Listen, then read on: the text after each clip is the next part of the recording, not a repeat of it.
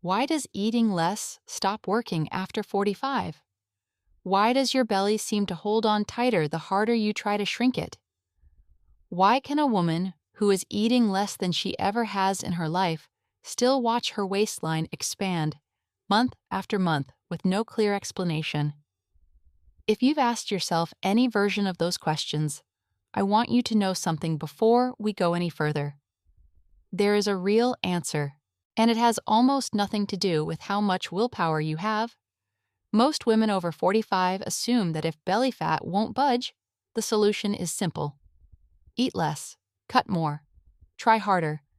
It is the most obvious answer, and it is also, for this specific stage of life, frequently the wrong one. Here's the real cause, and I'm going to tell you directly, because you've waited long enough to hear it. After 45, your body's relationship with food changes because of something happening to your muscle. Not your willpower, not your discipline, your muscle mass, and what's happening to it without your awareness. Starting in your 40s and accelerating through menopause, the body naturally begins to lose muscle mass, a process called sarcopenia. And muscle is not simply about strength or appearance. It is one of the primary drivers of your resting metabolic rate, meaning it is one of the main reasons your body burns the energy it burns, even while you're doing absolutely nothing. Less muscle means a slower metabolism.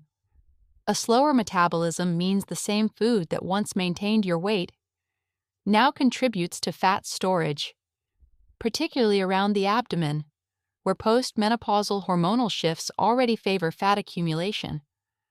So when you cut calories aggressively, skipping meals, restricting carbohydrates, eating less across the board, without addressing muscle, you may be making the actual problem worse.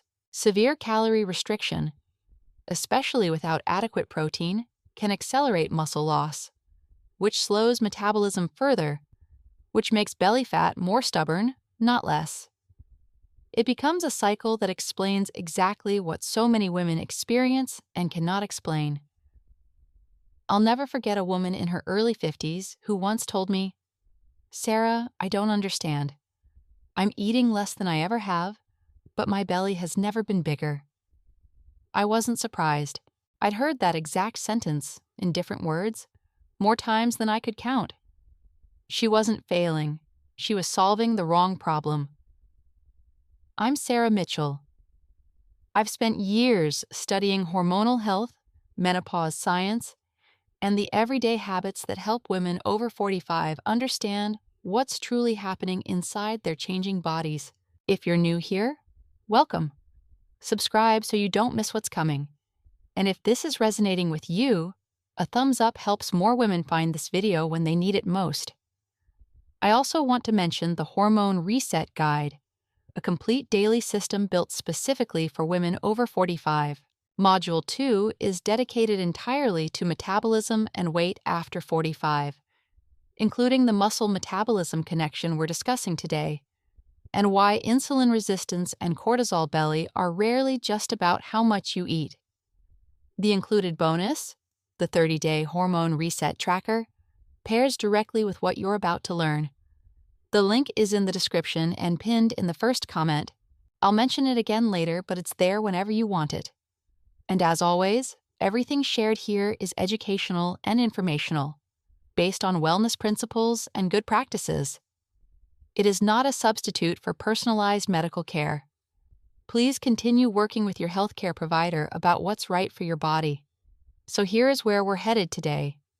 Not another conversation about eating less, a conversation about feeding the one thing your body needs protected the most, right now, and exactly how to do it. Let's dismantle the belief that has been working against you piece by piece. Because once you see precisely where it breaks down, the solution becomes self-evident. The belief is this: eat less, weigh less.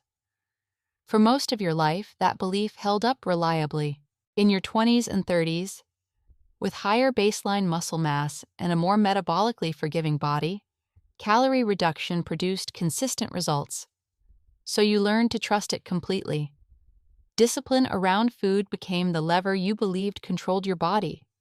Here is precisely where that belief breaks down after 45. It assumes your metabolism is a fixed number, that an identical calorie deficit will always produce an identical result year after year. It will not.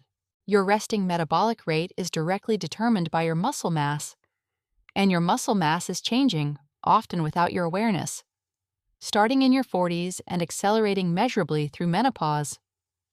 Research indicates women can lose 3 to 8% of total muscle mass per decade after 30, with that rate increasing significantly during the menopausal transition due to declining estrogen, which plays a direct, measurable role in muscle protein synthesis. This means the calorie deficit that worked reliably at 35 is mathematically not the same deficit at 50.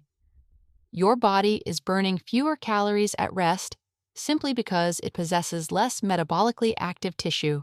Applying the old strategy, eat less exactly as you always did, fails to account for a body that now operates under fundamentally different physiological conditions. The belief breaks down a second time here, and this is the mechanism most women have never been told. Aggressive calorie restriction does not merely fail to solve the problem, it can actively accelerate it. When caloric intake drops significantly, particularly without adequate protein, the body, lacking sufficient energy substrate and amino acid building blocks, preferentially breaks down muscle tissue for fuel before efficiently mobilizing stored fat. The result is a net loss of the very tissue responsible for maintaining metabolic rate, while visceral abdominal fat, which responds distinctly to cortisol and insulin signaling, frequently remains stable or increases, driven by the cortisol elevation that accompanies the physiological stress of restriction. This is the precise mechanism behind a cycle so many women over 45 experience without understanding why. Caloric restriction, disproportionate muscle loss, further metabolic slowdown, a weight plateau, often manifesting specifically as abdominal fat, further restriction in response. Repeat, this is not a failure of willpower. It is a strategy engineered for a different physiological reality than the one your body now operates under. So if caloric restriction is the wrong lever, what is the correct one? 3 evidence-based pillars that work with your physiology rather than against it. The first pillar is protein, specifically strategic protein distributed deliberately across your day. After 45, the body becomes measurably less efficient at using available protein to build and maintain muscle tissue, a documented phenomenon researchers term anabolic resistance.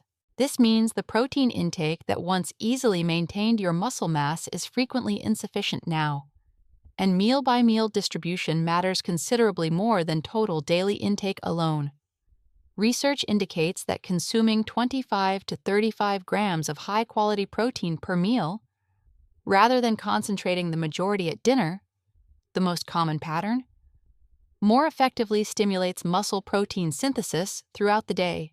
In practice, this typically requires a substantial shift: a protein-forward breakfast built around eggs, full-fat Greek yogurt, or a protein-based smoothie, replacing the toast and coffee default many women rely on, followed by equally protein-forward lunches and dinners. To make this concrete, 25 to 30 grams of protein looks like 3 whole eggs with a side of cottage cheese, or a cup of Greek yogurt with a scoop of collagen or whey added, or 4 to 5 ounces of chicken, fish, or tofu at lunch and dinner. Many women are surprised to discover, when they actually track a single day, that they're consuming the bulk of their protein at dinner and almost none at breakfast, which means the muscle-building signal is essentially absent for the first 8 to 10 hours of the day, every single day. Shifting even one meal, typically breakfast, since it's usually the lowest protein meal by far, toward 25 grams or more is often the single most impactful change a woman can make in this pillar, because it closes the largest existing gap. It's also worth noting that protein quality matters here. Complete proteins, those containing all essential amino acids, particularly leucine, which directly triggers the muscle building process, include eggs, dairy, fish, poultry, and red meat, along with combined plant sources like rice and beans, or hummus and whole grain pita for women following a more plant-forward pattern. This isn't about extremes. It's about consistency, meal after meal, day after day. Something I wish more women understood is that after 50, muscle becomes one of your greatest allies. Yet so many women have spent years being taught to fear food and chase smaller numbers on a scale. I've met women who were deeply frustrated, convinced they were failing, when in reality their bodies were asking for something entirely different. They didn't need more restriction. They needed more support.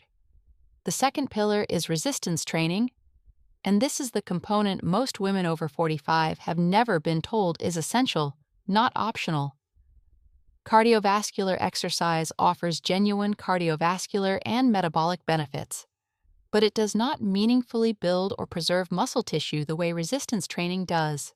Lifting weights, using resistance bands, or performing bodyweight movements like squats and push-ups creates a direct mechanical and hormonal stimulus for muscle protein synthesis, signaling to the body that this tissue is actively used and must be maintained or built.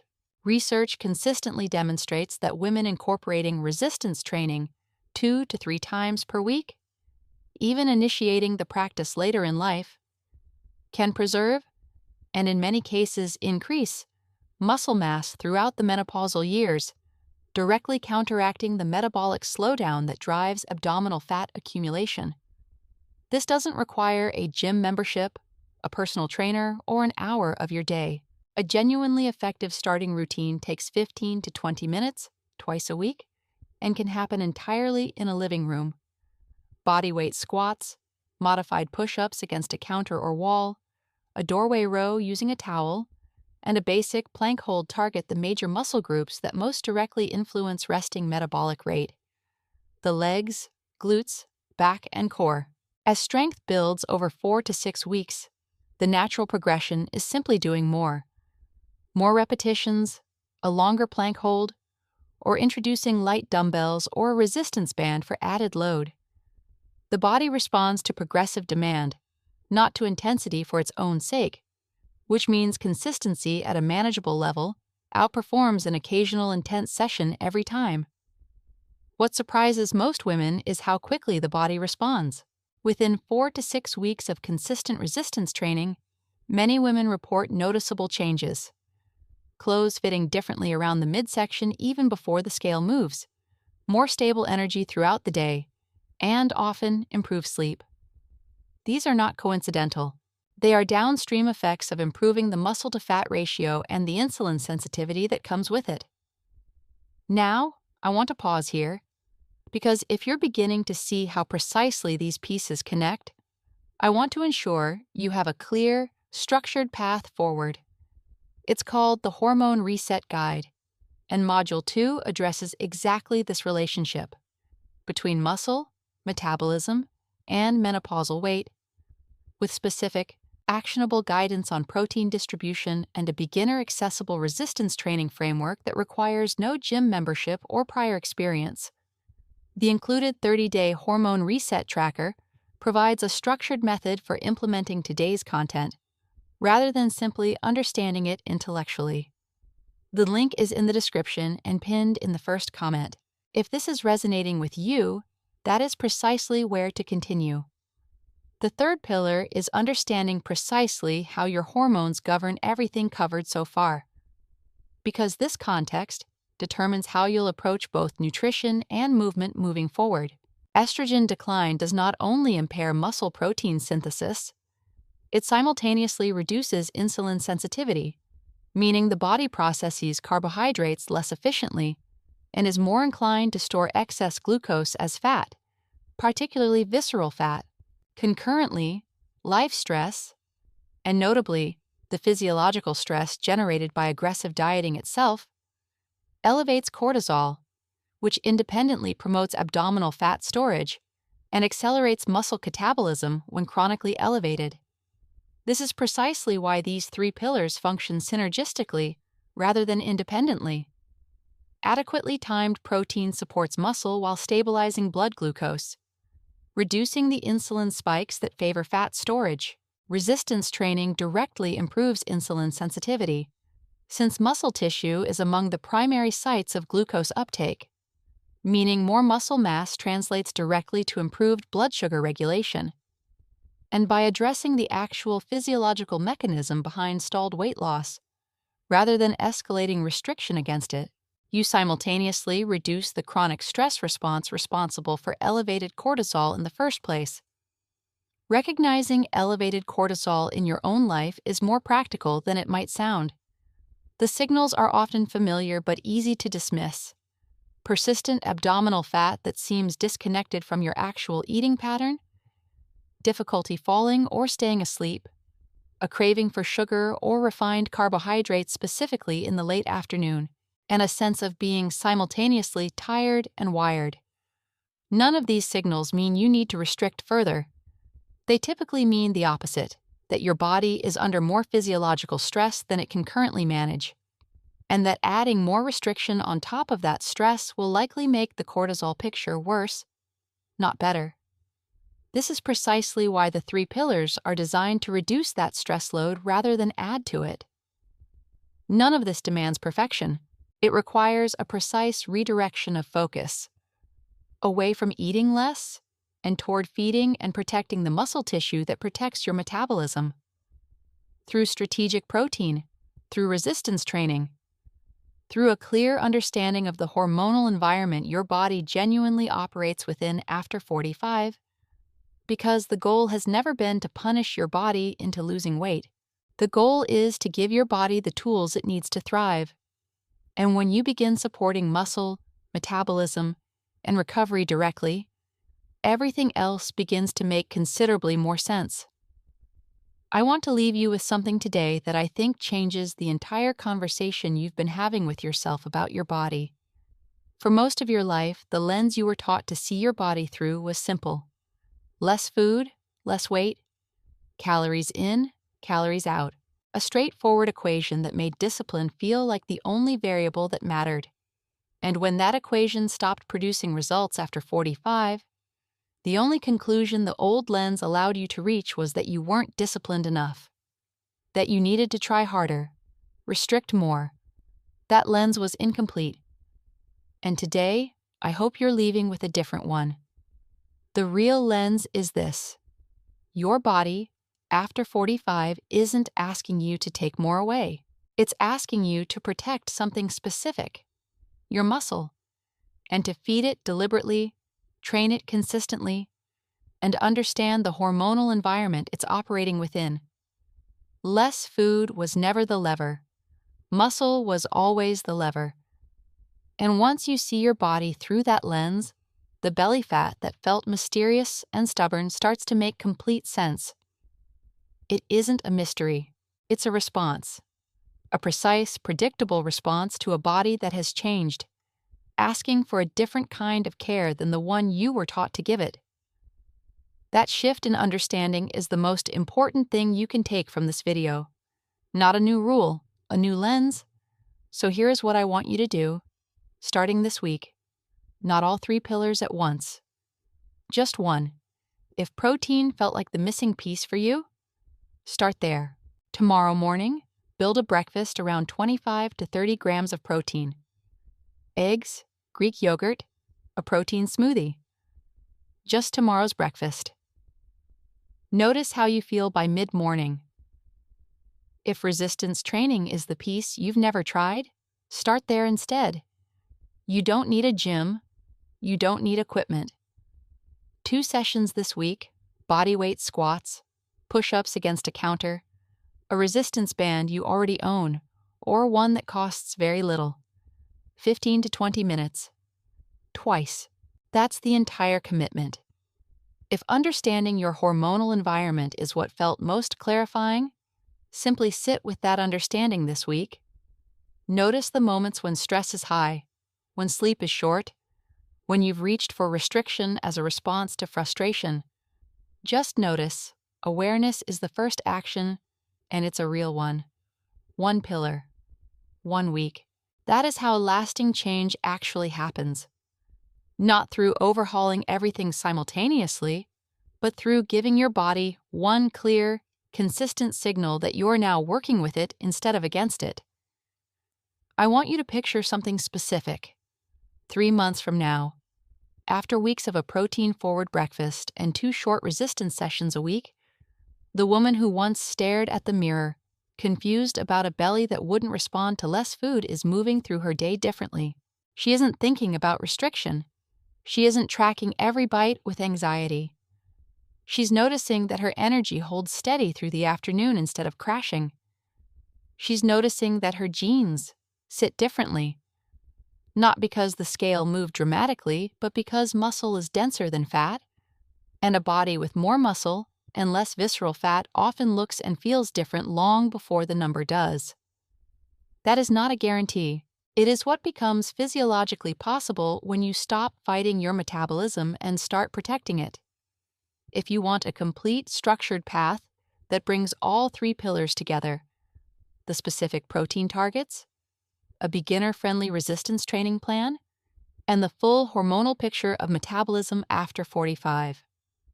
I want to remind you about the Hormone Reset Guide.